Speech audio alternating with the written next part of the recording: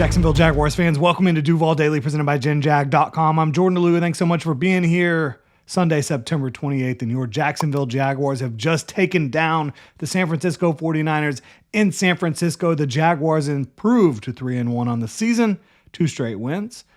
49ers fall to 3-1 after being undefeated to start the season. What a monumental win for the Jaguars. We are going to get into all the stuff I want to talk about from this game.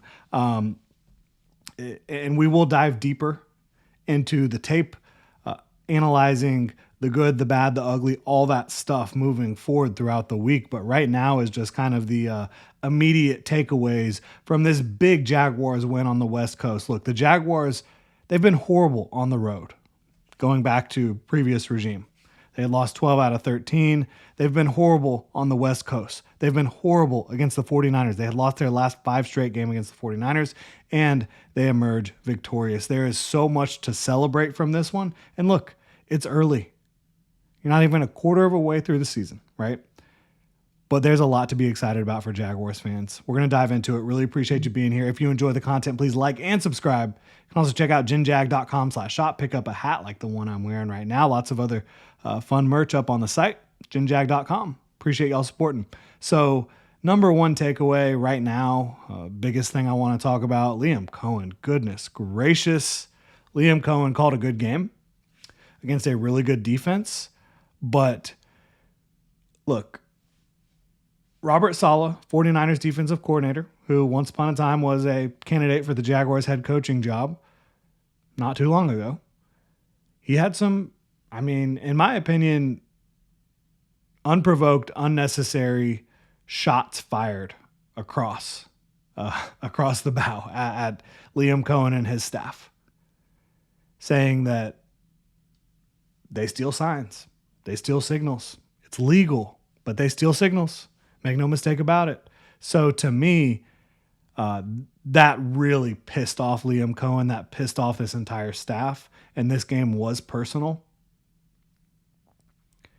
Liam Cohen handled it incredibly professionally leading up to the game. So Robert Saleh, again, completely unprovoked, was not asked about Liam Cohen and his ability to diagnose a defense, his ability to find your weaknesses, his ability to steal call, anything like that.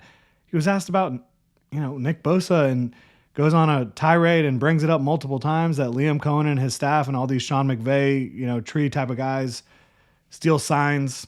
Liam Cohen's staff is really good at it. Some of the Minnesota guys on the staff, Grant Udinski coming from Minnesota, some others. But Liam Cohen, Friday, after that happened on Thursday, just wouldn't really talk about it at the press conference. Was very professional, in my opinion. And that was his outward expression to the media, to the fans of it. But I think you could tell by what happened after this game, where the Jaguars won 26-21, and the Jaguars racked up a pretty good day on the offensive side of the ball overall. Was not perfect by any stretch of the imagination, but scoring 26 points in San Francisco, pretty good. Liam Cohen after the game had some words for Robert Saleh. Robert Hainsey kind of pulling Liam Cohen away from Robert Saleh. He had some words for him. Don't know what was said. Don't know, but obviously you can all imagine what Liam Cohen might have been feeling, thinking. I think that there's so many ways that you could perceive that as a coach, like an opposing coach saying that you steal signs. That's not something to be taken lightly. And I don't think Liam Cohen took it lightly. I think him and his staff were pissed off, and this game meant something to them, and they took that personally, and they were able to come out on top. Had the team played a cleaner game, they could have scored a lot more. They could have won more easily. But the NFL is a difficult league, and the San Francisco 49ers, even with some of the injuries they were dealing with, are a very good football team, and the Jaguars dealt with some injuries of their own today. But Liam Cohen, his confidence, his poise, his ability to guide this Jacksonville Jaguars team to a 3-1 record through 4 weeks, 2 of those wins coming against the 49ers and the Texans. The Jaguars had not beaten the Texans in Jacksonville since 2017, despite playing them as a divisional foe in Jacksonville every single year since then, right? The Jaguars had not beaten the 49ers in their last 5 tries. They had not won on the West Coast. I mean, the record is abysmal on the West Coast. The record was abysmal on the road in general. They go get a huge win against the 49ers, and the week before they got a huge win at home against the Houston Texans. And I know you can say George Kittle not there, Nick Bosa not there, Brandon Ayuk not there. That was still a 3-0 football team, right? That was still a 3-0 team. Still a really well-coached team on both sides of the ball. Still a team that did have Brock Purdy, a really good quarterback, Christian McCaffrey, Trent Williams, Colton McKivitz, a good right tackle. Fred Warner. They still had guys out there making plays. They still had really good players. And the Jaguars, I mean, it was a close game.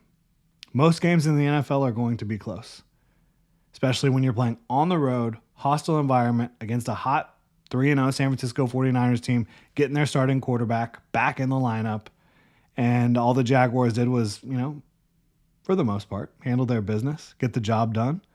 Shout out to Liam Cohen for getting his Jaguars to 3-1 in his first season as a head coach in the NFL and breaking some streaks, breaking some, bad juju, right? Not being able to beat the Texans at home, not being able to beat the Texans in general very often, and then not being able to beat the 49ers or win on the West Coast very often. Breaks 2 of those streaks in consecutive weeks, which is absolutely awesome. And how about Anthony Campanile? Goodness gracious. His team continues to force turnovers at an insane clip. And Devin Lloyd, obviously, 2 interceptions. Kudos to him. Congratulations to Devin Lloyd. Like, the guy, if he continues to play anywhere close to the way he's playing right now, he's going to get a massive bag, whether it's in Jacksonville or elsewhere. I said this summer, one of the potential outcomes for Devin Lloyd was like that Zach Bond season, because he has that type of ability to impact the game in a lot of ways, but he would have to kind of put it all together, and he has been putting it all together in a very big way. The Jaguars forced 4 turnovers today. You had the 2 interceptions by Devin Lloyd. You had Dennis Gardeck, great punch out, right? You had one more punch out as well. I mean, and there was multiple other plays where they almost got the ball out. So it was pretty impressive to see that. And just to see Anthony Campanile taking a team that was historically poor defensively last year at forcing turnovers, 9 turnovers or whatever it was last year. 4 straight games with at least 3 turnovers. And in this 4th game, 4 turnovers. I mean, they've never done that before in Jacksonville. Unbelievable. Devin Lloyd, huge shout out to Devin, playing great football. Foye Luke and playing great football. Dennis Gardeck flying around, making plays as well. And these guys aren't playing perfect, right? There's still plays that are missed. There's moments that are missed tackles, etc. Jordan Lewis playing great. I think Dewey's playing great. Eric Murray, he had to leave the game with a neck injury. So we can touch on the injuries real quick. Eric Murray left with a neck injury. Trayvon left with a wrist injury. Anton Harrison, he left but came back, so he was good to go. Then Patrick McCary left the game with a knee injury. So Chuma Edoga was working double duty a little bit. And then Cole Van Lannon actually came in as well for Patrick McCary. So you had some injuries. Hopefully, you can figure that out and move forward and get those guys back healthy. And hopefully it's not like a big deal for any of those guys. I think the most significant thing there would be potentially a neck injury to Eric Murray, although you do have Antonio Johnson, who's been playing and playing pretty well, and you have Andrew Wingard at safety as well. But Rayon Lane did get some reps today. The rookie, obviously, Caleb Ransaw's on injured reserve, out for the season. So they've had some injuries at safety and some, obviously, traded away or released Darnell Savage. But we'll have to see how these injuries play out. But the biggest one you obviously have to say is Trayvon Walker. You want him back out there on the field. Absolutely you do.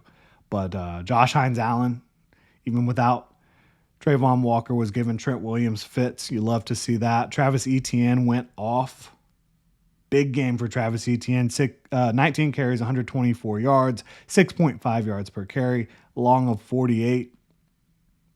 He also contributed with one catch for 1 yard on 2 targets. Travis Etienne, I mean, the numbers he's putting up this year are pretty remarkable. He's got 46 carries for 270 yards. That is not including today, I don't believe, actually. Yeah, that's not including today. So add on 19 more carries, 124 yards, another touchdown. He's having himself a year. Contract year for Travis Etienne, contract year for Devin Lloyd, and they're getting the most out of those guys. You'll love to see that. Tootin, I felt like, fought hard. He didn't have the numbers or the attempts of a Travis Etienne, but 4 carries for 14 yards, and he was fighting for a lot of those yards. So you like to see that. Did like seeing Brian Thomas Jr. get a little action in the run game. And Trevor Lawrence had to take off one time as well and picked up 7 yards. Took off a couple times. Picked up 7 yards. I have to go back and look, but yeah, he had a long of 6, which that play was a pretty big play in that moment. Brian Thomas Jr., not his, I mean, maybe you could say it's his best outing of the year, but that's not saying much because it's been a struggle for him. But it was his most consistent outing. 7 targets, 5 catches. A lot of them were situations where they were kind of putting him in a spot to make a play and build some confidence. I think they did that well. The one real bad missed opportunity I think he had was he needed to come down.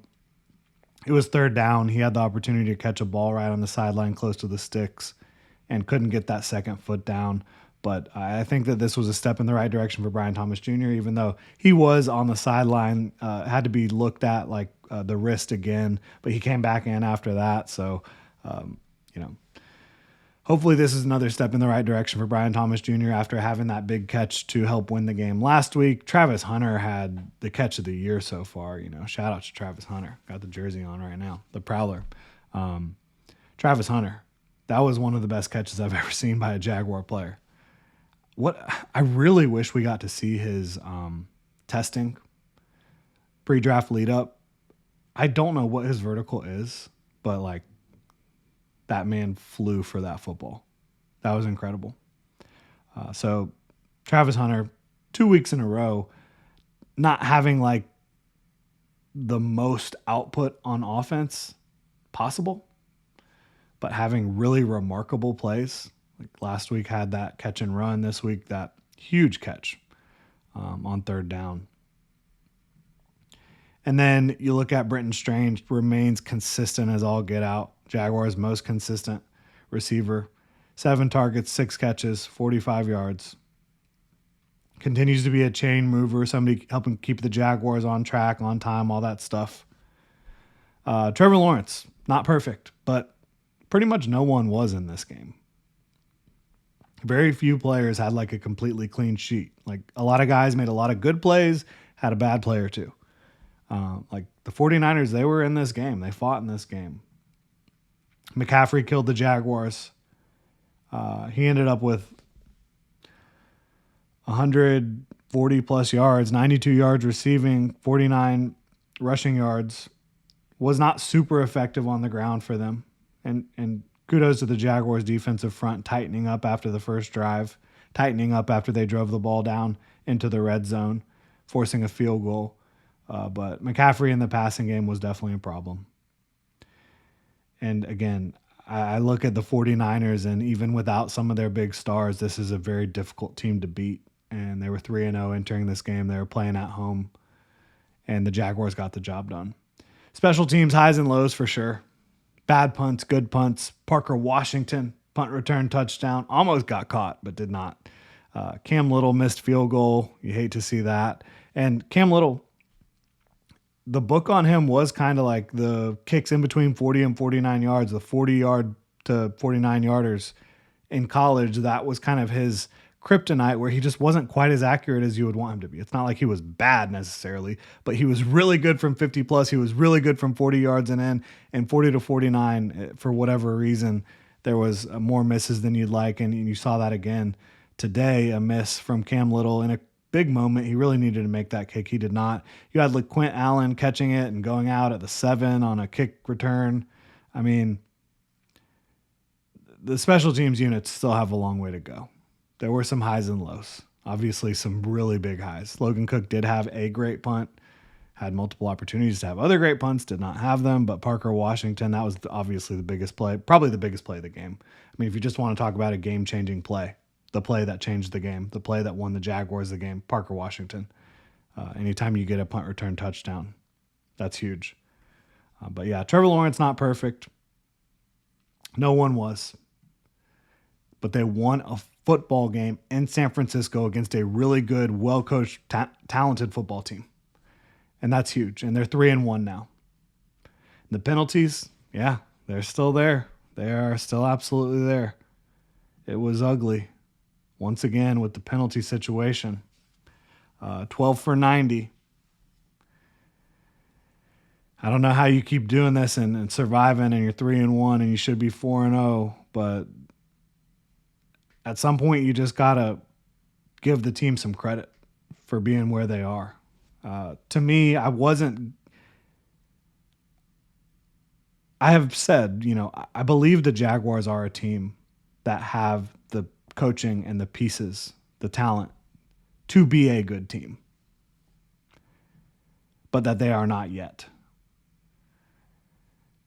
Being 3-1, beating the San Francisco 49ers in San Francisco, finding ways to win every single week, forcing turnovers at an insane clip, running the ball the way they are, another 150-yard day, 4.7 yards per carry, having some big situational wins,